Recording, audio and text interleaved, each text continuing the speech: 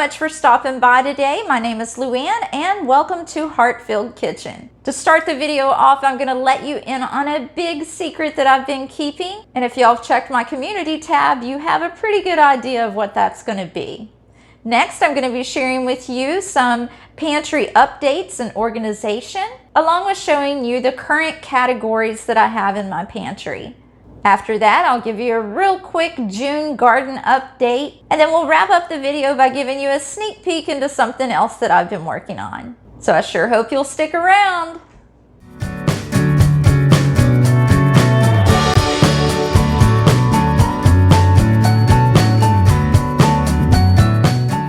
Well, thanks for choosing to stick around. Like I said, I have tons of things that I want to share with you today, but to start it all out, I'm going to go ahead and let you in on that big secret that I've been keeping. If you've noticed my community tab, I kind of let the secret out by letting y'all know that my daughter and son-in-law are expecting a brand new baby girl. So come mid-October, I'm going to be the proud grandparent to a beautiful baby girl. Now, without giving away too many details, I just have to say that this is a true blessing. I still can't believe it. My son-in-law and daughter have been together for over 12 years, and they have spent that 12 years trying to have this beautiful baby.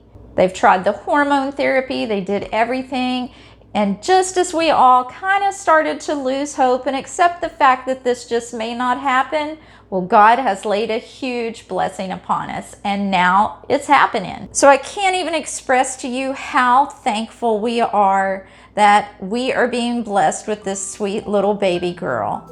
So while we're still on the baby topic, this past weekend we did the gender reveal, and our theme was the bumblebee for What Will Baby Be? And while preparing for this reveal party, I came across the cutest little cereal mix that I just have to share with you. So let's go ahead and jump right into that. Okay, so of course our main ingredient in this cereal mix is going to be the honeycomb cereal. To that you're going to add some Teddy Grahams. I chose to do both the honey and the chocolate. You'll need a few M&Ms. And then finally some miniature marshmallows. And that's all you're gonna need to make this sweet little cereal mix for your next bee-themed birthday party or baby reveal.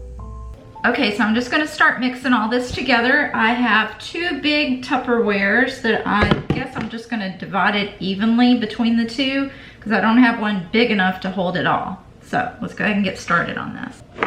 Okay, so I guess I will start with the cereal.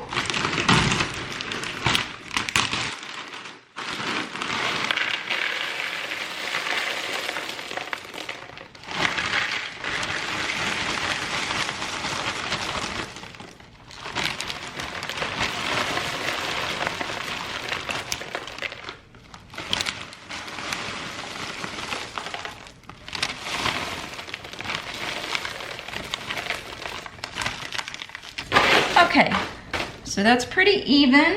Now let's dump our Teddy Grahams. All right. I think these are so cute, and it's such a cute idea. The little teddy bears. All right, let me get a spoon.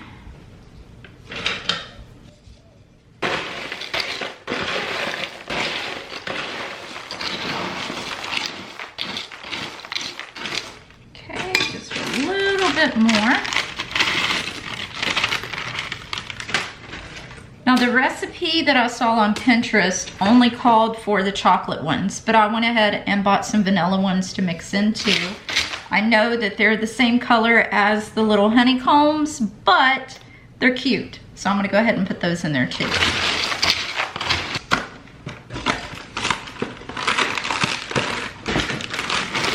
Oh yeah, they're a little different. That looks good. I'm glad I did that. All right.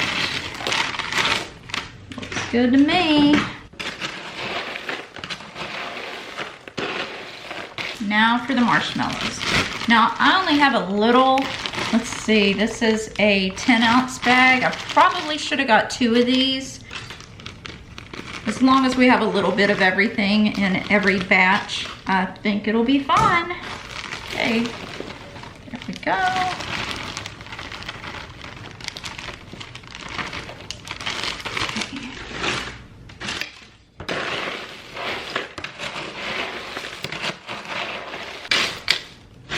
Oh my gosh, I am loving this. This is so cute. Now, what I was gonna do with this is pick out all of the brown and yellow ones. So I'm gonna do that, and I know it's not gonna be a whole lot, but at least it's a little bit. I think there's plenty of other things in here that this is just gonna be like an accent. So I'm gonna go ahead and do that.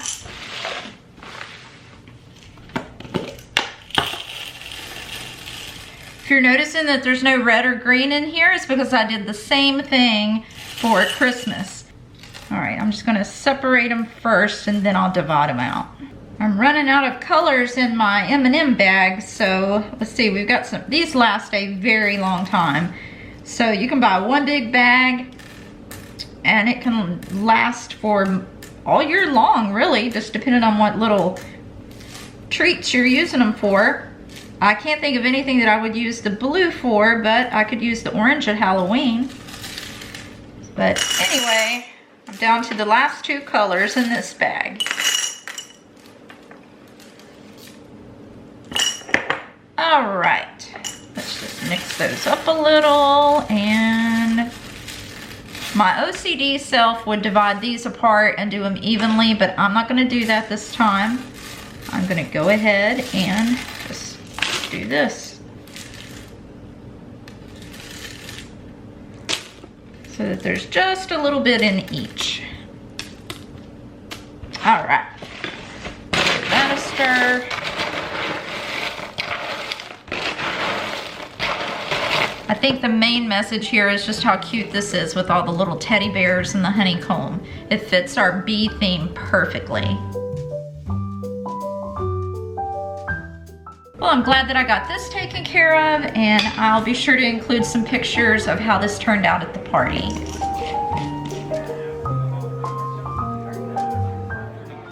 Okay, so now that we've covered all of the baby things that I wanted to share with you in this video, let's go ahead and head into the pantry, and I'm going to share with you some updates from there.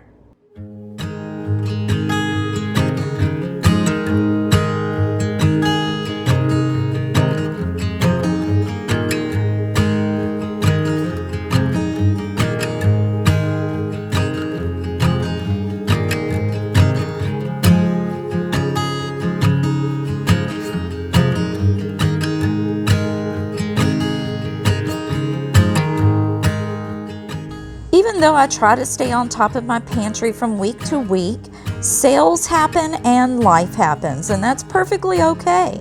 All we have to do is go in, check the rotations, straighten up the shelves, and then try to eliminate as many boxes and bags as possible. I think you'll be amazed at what a difference it makes in such a short amount of time. So let's go ahead and get started.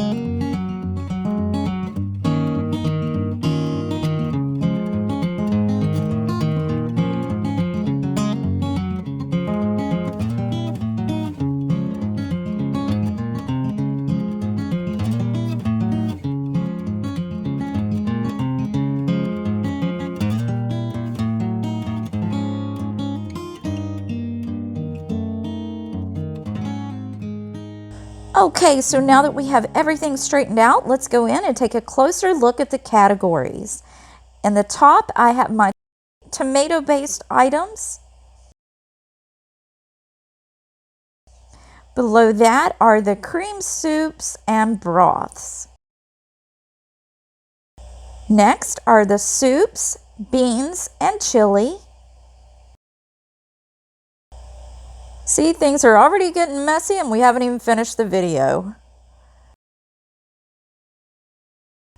Okay, now on the bottom shelf are my canned vegetables, and you noticed I did have a few that have gone past their best by date, and that's perfectly fine. I'll just cook them up first. Now, the next shelf is going to have the pickles, relishes, dressings, and condiments. Above that are my canned meats. We have some ham, tuna, corned beef, roast beef, pulled pork, salmon, and then in the very back I have some sardines. And along with that, on the same shelf, I have my nut butters, crackers, and some cereals. It may not make sense to have these on the same shelf, but you just have to do what works sometimes. In my mind, the peanut butter has protein. You eat the peanut butter on crackers. You know, you just got to do what makes sense to you.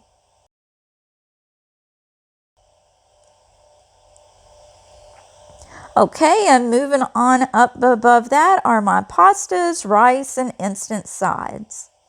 As you can see, eliminating as many bags and boxes as possible frees up so much room and makes things look so much nicer, and you can actually see what you have on your shelves.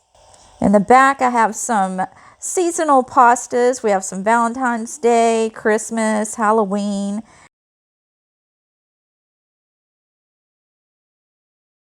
And then here on the end are a few little boxed items. I'm trying to eliminate these instant foods as much as possible.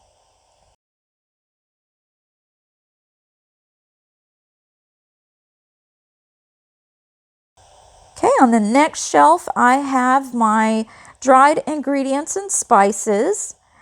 Each month, I'm trying to buy a large container of my most used spices. So I have some black pepper, cumin, chili powder. The last one I bought was this Italian seasoning. I have some garlic behind there. And then I have some cornstarch, baking powder, salt. I really need to get a couple more jars for these chia seeds, and this is a bag of flax seeds. And beside of that, I have a little bit of oatmeal that was left out of a big bag, and that's some sugar that was left over from a big bag, some creamer, and then beside of that is some powdered milk, panko, and I have some rice in the back. This is some instant buttermilk. I'm going to go ahead and move that over with my baking powders. And there's that shelf. Looks so much better. And then over to the right on the top are my sugars, baking mixes, and gravies. Now I do have another part of my home that I keep the bulk bags that I refill these from. And then here are just some gravy mixes. Then I have my seasoning packets that are like taco seasoning, ranch seasoning, some onion mixes, just things like that. And then above is where I keep my bread flours and all-purpose flour. And then all the way down here on the end is my sugar jar and the oatmeal jar. Again, all of these things I have a bulk pantry that I refill from. Now below that are my baking items. On this shelf is more of like the dry baking items, and in this jar is some dark chocolate squares. Behind that is my cocoa powder. Then I have some coconut flakes, a few sprinkles there on the side. And then moving on over, I keep all of my puddings and jellos in this little magazine holder or file folder. I think you can find these at Best Buy or at Office Depot, things like places like that. I actually got these at an estate sale, but they perfectly hold all of my puddings and jellos.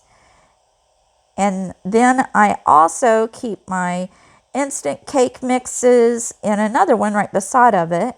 This is a little Valentine's Day heart-shaped cast iron skillet that my husband got me. And there's my cake mixes. Let me move some things out of the way and I'll show you just how well they fit into these magazine racks or file folders, whatever you call them. I can lay them in there flat and see all of my Best Buy dates. So there's that shelf. Now moving on, down below that are my oils, canned milks, pie fillings, just a little bit of miscellaneous stuff. I guess this would be more of the wetter baking ingredients. You can see I have some evaporated milk and sweetened condensed milk, some icing, pie fillings, the coconut oils. And then, let's see, moving on over are some Sure gels, some cocoa powder. In this one little container, I have my opened items like marshmallows and pecans and some ice cream mixes. That bag has some beans in it that I use as pie weights. And then finally, this is some orange peel that I found in the clearance section. It had a very long Best Buy date on it, so I have plenty of time to find a way to use those. And that brings us to the last shelf, which is the juice, honey, syrup, jelly, and canned fruit. So as you can see, I got plenty of honey there and some different types of syrups and molasses. I'm down to 2 maple syrups. I like to keep at least 4 or 6 of those on hand. Let's see, here is my bag of rock salt. And behind that is some different jellies. And there's the apple butter that I made in the Instant Pot. If you'd like to see how to do that, I'll link the video down below. Here's some mincemeat, maraschino cherries, and some canned fruit.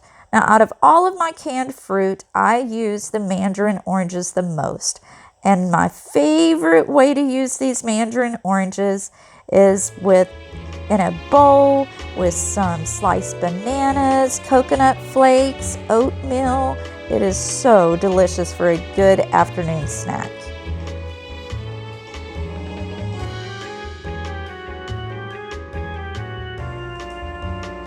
So that pretty well wraps up all of the categories that I have in my pantry.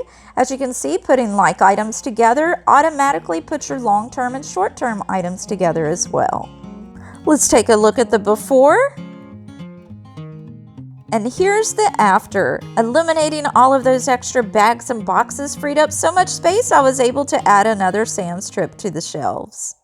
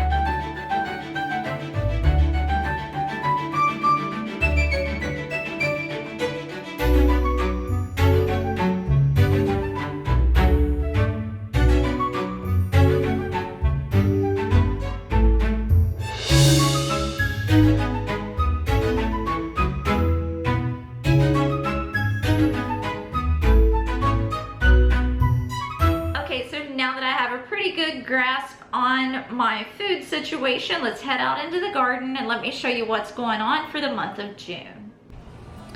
Okay, so here is my June 22 garden update. Not very promising. Let's see, if you'll remember, in this first bed here, I had 3 yellow squash in the front, and there's only one little tiny green speck there that has survived. I did cut back my parsley plant, and some new growth is starting to appear there. Here's my rosemary plant, and I did cut back my basil plant, and this is all new growth. So the herbs, I think, are going to do pretty well, and I'm getting a lot of use out of that. Here in the middle, my marigolds, they never really matured into anything. As you can see, usually my marigolds get real big and bushy, but these just were not very good plants. I don't know what went wrong, because the soil is exactly the same as my others that did very well here. Now in the middle is my one banana pepper plant, and the pepper that you see there is the 3rd pepper that we've picked from this plant. And then over here on the last bed, again, the 3 yellow squash that I planted did not do well. They didn't produce anything, and of course it's probably already too late to have any hope for those this season. But I'm watering them, and I'm just letting them grow and do their thing until I'm ready to replace them with something else. Now across the back here are my cucumbers. And I had pretty well, let me go around so that you can see better, hopefully. The sun isn't cooperating with me right now. But I planted 6 cucumber plants across the back here. And they are just now starting to grow. They are about double the size they were 2 weeks ago. So I'm gonna hold out and see what they do. I hope that it's not too late in the season, but we'll water them and see what happens. I do have some little signs of things happening here, but like I said, I think it's just too hot. Even though the seed packets say full sun in South Texas, that's a whole different thing. So I believe it just got too hot for all of these plants. And this is just part of the learning process. I'm going to have to see what works and what I'm going to have to do to finally get some food out of this garden. But anyway, these are the cucumbers. Now, I have added some sweet potato slips. I have one in this bucket here. And then let's go down the back here. Here's my strawberry plant. It's got one little strawberry on there right now. Our onions are still holding strong. But here is another bucket with a sweet potato slip in it. And then I had 4 or 5 left over that I just threw in this bucket until I can decide what I want to do with them. They seem to be doing really, really good. And I think I've decided that I'm going to put them in this bed and let them go up the trellis. And then if I have any left over, I'll put them out there along the fence in that bed. Now for the tomatoes, this is my Better Boy here on the end. It's doing pretty good. Well, I say that it's doing good just for the mere fact that it's still alive. I haven't gotten any tomatoes off of it yet, but you can see here I have 2 little babies that are coming on there. There you go. And then beside of that, I have my Celebrity, and I have 2 tomatoes on there. This one will be ready pretty soon. I like to pick them early and then let them ripen up inside. So I may pick that probably tomorrow. In the middle here I have a Lemon Boy, and I have 1 tomato on it. And then moving on down, I have no tomatoes on this plant. And then finally here is my cherry tomatoes. I have been getting quite a few off of this plant. You can see there's some in the back. There's one here in the front. There's a few there. And then I have a ton of blooms that are coming out on the top. So I would have had more tomatoes, but since I've moved these plants along the fence, the squirrels have been eating them before I get a chance to get to them. So I'm kind of concerned about the ones that are hanging on the vine right now. I hope that I can let them ripen up and get a little bigger than what they are right now before I pick them without the squirrels getting to them first. But that's all that I have to show you.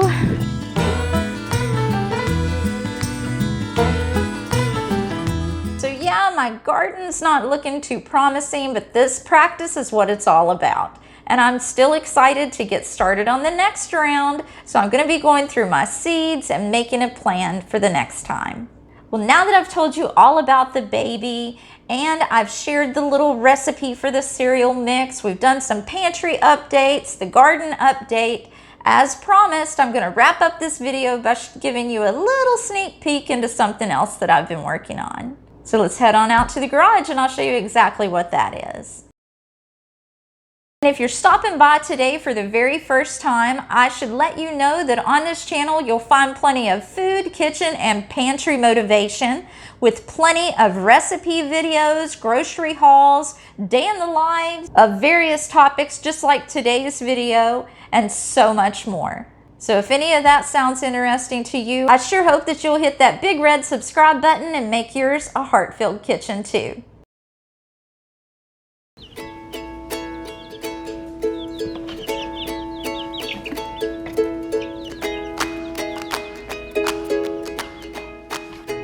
Here's an update on my little chickens. I think they will be ready to go outside, if not next week, the week after. It's actually really hot down here, but I have some work that I want to do on the chicken run before I take them outside. Plus, I haven't taken them on any field trips, so I want to gradually get them used to going outside.